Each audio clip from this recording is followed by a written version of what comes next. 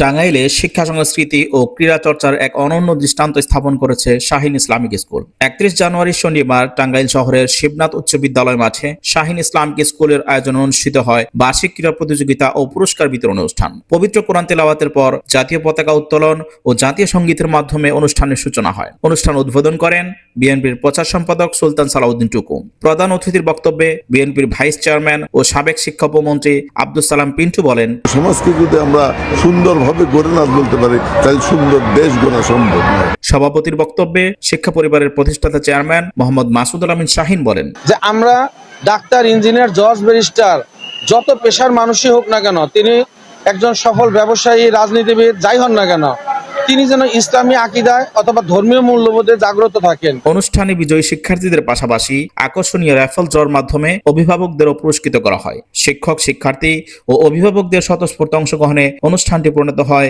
এক প্রাণবন্ত মিলন মেলায়।